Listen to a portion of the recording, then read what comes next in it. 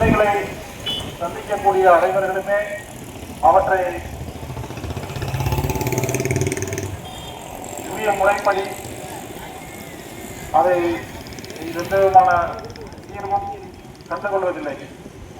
ஆங்காங்கே நீதிமன்றங்கள் இது போன்ற ஒரு பரவலான அமைப்பு இல்லாத காரணத்தால் சட்ட பஞ்சாயத்து முறையிலே தான் பல பிரச்சனைகள் தீர்க்கப்படுகின்றன. இதே கோரிக்கையை வலியுறுத்தி நாங்க மந்திரிகளை கூட நம்ம மந்திரியை கூட நாங்க அப்புறம் வீட்டிலே போய் பார்த்தோம். இதுக்கு முன்னாடியே நாங்க பலமுறை பார்த்திருக்கோம், பலமுறை வலியுறுத்திருக்கோம். அவங்க எங்களை அவ்வளவு ரொம்ப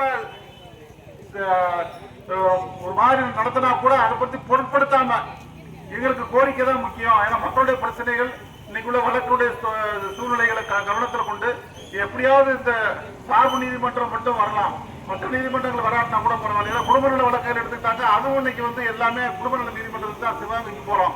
இப்ப சார்பு நீதிமன்றம் அந்த அதிகாரத்தை கொடுத்தாங்க.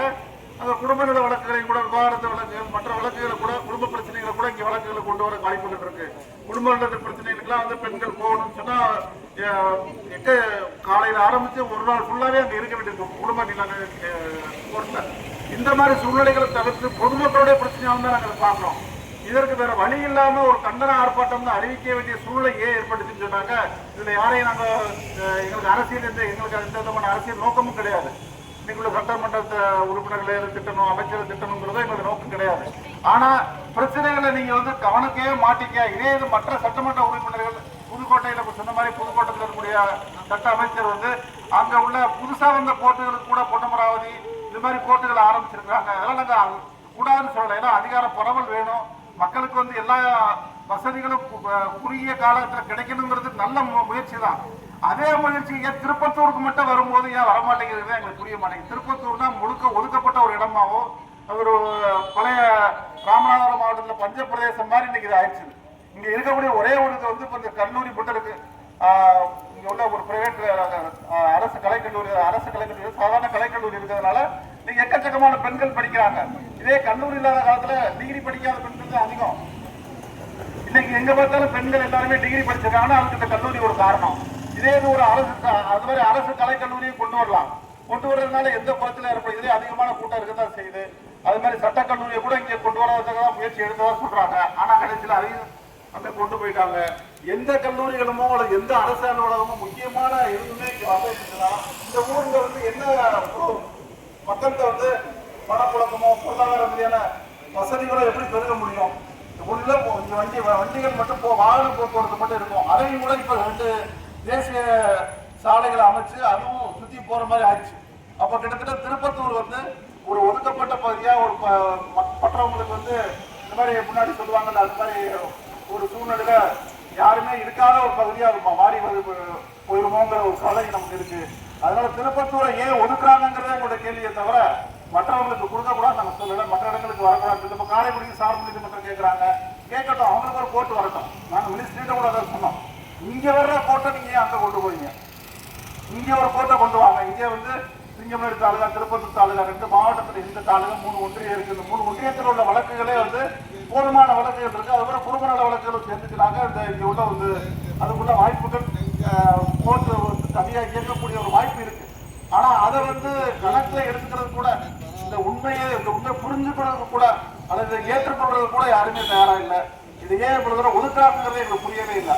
அதனால இதுக்கு மேல நாங்களே போய் போராட்டம்னா மெட்ராஸ்ல போய் போராட்டம் தான் உண்டு, வக்கீல்கள் போராட்டம் தான் உண்டு. ஆனா வக்கீல்கள் இங்க உள்ள வக்கீல்களுடைய எண்ணிக்கை ஒரு 50 வழக்கறிஞர்கள் தான் நாங்க இருக்கிறோம். அப்ப நாங்க எங்களுடைய குரல் இவ்வளவு குறைந்தபட்சம் இவ்வளவு செய்ய முடியும் காரணத்துக்காக இந்த கண்டன ஆர்ப்பாட்டத்தை அறிவிச்சிருக்கிறோம். இதுல மற்றவங்களும் அரசியல் கட்சிகளும் மற்ற வர்த்தக சங்கம் போன்ற அமைப்புகளும் இந்த கோரிக்கையை வலியுறுத்துறாங்க. இன்னும் கவனத்தை அரசுடைய கவனத்தை ஈர்க்க முடியுங்கிற காரணம் தான் இந்த போராட்டத்தை நாங்கள் அறிவிச்சிருக்கிறோம். ஏன்னா இதுல வழக்கறிஞர்களுக்கு மட்டும் எந்த சுயநலமும் கிடையாது. எங்களுக்கு வழக்குகளுக்காக அலைகிறதுங்கிறது ஒரு இது இருக்கத்தான் செய்யுது. இருந்தாலும் பொதுமக்களுடைய தேவை, பொதுமக்கள் எல்லா விஷயத்துக்கும் பல நேரங்களில் இது வேணாம். எத்தனையோ நீங்க பாத்தீங்கன்னா விவாகரத்து வழக்குகள் சும்மா கட்ட பஞ்சாயத்து முறையில் வெளியே பத்திரத்தில் எழுதி வாரத்துக்கு கொண்டு போறாங்க. ஆனா அவனுடைய விளைவு என்ன தெரியுமா? நாளைக்கு ஒருத்தர் அரசு ஊழியரா இருந்தா அவருக்கு பிற்காலத்துல ஓய்வு பலன்கள் கிடைச்சிச்சுன்னு சொன்னாக்க முதல்ல சட்டப்படியான விவாகரத்து பண்ணாத ஒரு மனைவி அவங்க நான் தான் முதல் மனைவி வருவாங்க. ஏன்னா இது வந்து அது தெரியாமையே பத்திரத்தில் எழுதி 10 ரூபா பத்திரத்தில் 50 ரூபா பத்திரத்தில் எழுதி கையெழுத்து போட்டு வாங்கி வச்சுக்கிறாங்க. இது எக்கச்சக்கமா நடக்குது. ஆனா அதே நேரத்தில் அதே கணவனோ மனைவியோ பிற்காலத்தில் ஒரு சொத்து வாங்கினாங்கன்னா கூட முதல் மனைவின்னு சொல்லி அவங்க வர வாய்ப்புகள் இருக்கு. இதனுடைய விளைவுகளை தெரியாம சட்டத்துக்கு புறம்பான முறைகளை வந்து மக்கள் கையாளுறதுக்கு காரணமும் வந்து அவங்களுக்கு அசசிபிலிட்டி, அதாவது இந்த மாதிரி ஒரு கோர்ட்டை அணுகிறதுக்குள்ள சந்தர்ப்பங்கள் சூழ்நிலை இல்லாத காரணம் தான் வர்றாங்களே தவிர அவங்க அதை செய்யறாங்க.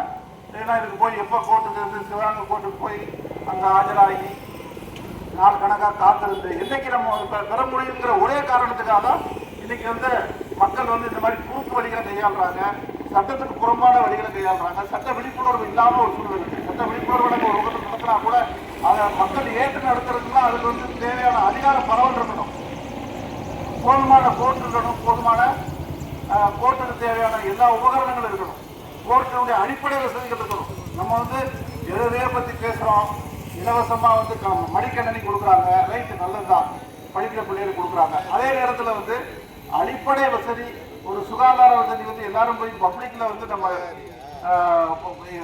கழிப்பறைகள் இல்லாத சூழ்நிலையில் பப்ளிக்கில் எல்லாரும் கழிப்பறைகள் யூஸ் பண்ணக்கூடிய ஒரு சூழ்நிலை இருக்கு. அதே மாதிரி குடிக்கிறதுக்கு தண்ணி கிடையாது. இப்போ வந்து குடிக்க தண்ணி அடிப்படை வசதிகளாம். இந்த மாதிரி வசதிகளை கூட நீதிமன்றங்கள்ல உயர் நீதிமன்றம் கொடுக்கறது இல்லை. ஆனால் வந்து கரோனாவை பற்றி பேசும்போது எவ்வளோ பெருசாக பேசுறாங்க, சுகாதாரத்தை பற்றி பேசுறாங்க, எல்லாரும் மாஸ்க் போடணும்னு சொன்னாங்க. ஆனால் அடிப்படை வசதிகள் கிடையாது. இதை கொடுக்கறதுக்காக எந்த முயற்சியும் வந்து மக்கள் யோசிக்க மாட்டேங்கிறாங்க. அது போன்ற மக்களுக்கு எது முதல்ல தேவை, எது அடிப்படை, எது சுகாதாரத்துக்கு தேவை, எது வந்து சட்ட ரீதியாக செயல்படுறதுக்கு என்னென்னலாம் அடிப்படை தேவைகள்ங்கிறத வந்து உணர்ந்து செயல்படணும். அந்த வகையில ஒரு சட்டப்பூர்வமான முறையில இங்க உள்ள மக்கள் வந்து அவங்களுக்கு தீர்வுகள் பெறணும். அதை குறுக்கு வழியில பெறக்கூடாது. அது பின்னாடி அவருடைய விளைவுகள் என்னவா இருக்குங்கிறது அவங்க புரியாம செய்கிறாங்க. அவங்களுக்கு கிடைக்கணும்னு சொன்னாங்க இந்த மாதிரி நீதிமன்றம் இருந்தால் தான் முடியும். பாரம்பரிய நீதிமன்றம் இருந்தால் பாவப்பிரிவினை கேஸ்லேயே கூட பல தீர்வுகள் சீக்கிரமாக கிடைக்க வாய்ப்பு இருக்கு. அது மாதிரி குடும்ப பிரச்சனைகள்ல வந்து அதே சட்டப்படி அவங்க செயல்பட்டுக்கிற வாய்ப்புகள் இருக்கு. அதெல்லாம் விடுத்துட்டு வந்து சண்டை வர்றது காரணம், குற்ற வழக்குகள் வர்றது காரணம், எல்லாமே என்ன காரணம்னா இந்த மாதிரி வந்து சட்டப்படியான அமைப்புகள் இல்லாதவங்கதான். அப்ப சட்டப்பூர்வமான அமைப்புல முக்கியமானது நமக்கு தேவை. இன்னைக்கு என்ன தேவை, நமக்கு என்ன தேவைன்னா பல தேவைகள் இருக்கலாம். செஷன்ஸ் நீதிமன்றம் கூட வரலாம். நாளைக்கு இதே முன்னேற்றத்துல வந்து பல வழக்குகள் தேவைப்படலாம், பல நீதிமன்றங்கள் வரலாம். ஆனா இன்னைக்கு குறைந்தபட்சமா எங்களுக்கு தேவைங்கிறதுனாலதான் ரொம்ப அவசியம். இன்னைக்குள்ள சூழ்நிலையில அரசாங்கத்தினுடைய சொத்து மதிப்பினுடைய அந்த அடிப்படை மற்ற எல்லா விவகாரங்களையும் நாங்கள் கணக்கில் எடுத்துக்கிட்டு பொதுமக்களுடைய தேவைகளுக்காகவும் வழக்கறிஞர்களுடைய அசௌகரியங்களை குறைக்கிறதுக்காகவும் தான் நாங்கள் இந்த கோரிக்கையை முன் வைத்திருக்கிறோம். அதனால இந்த கோரிக்கை வந்து ஒரு சுயநலத்தின் அடிப்படையில் கிடையாது. இது வந்து பொதுமக்கள் சார்பாகவும் தான் இந்த கோரிக்கைக்காக நாங்கள் போராடுறோம். இதை பெரிய லெவலில் கொண்டு போக வேண்டியது எல்லா அரசியல் கட்சிகளும் இதில் வந்து முக்கியத்துவம் கொடுக்கணும், கோரிக்கையை வலியுறுத்தணும். அவங்கள மந்திரியோ அந்த சட்டமன்ற உறுப்பினர்கள்ட்டையும் நம்ம இதை வந்து வலியுறுத்தணும். அதை கேட்கறதுக்காகவும் அந்த கோரிக்கையில கொண்டு சென்றதுக்காகவும் தான் நாங்கள் வந்து இந்த போராட்டத்தை நடத்தியிருக்கோம். இந்த போராட்டத்துக்கு முழு ஆதரவு தரணும். வெற்றி பெற்றுச்சுன்னா இந்த சந்தோஷமா இருக்குங்கிறதா என்னோட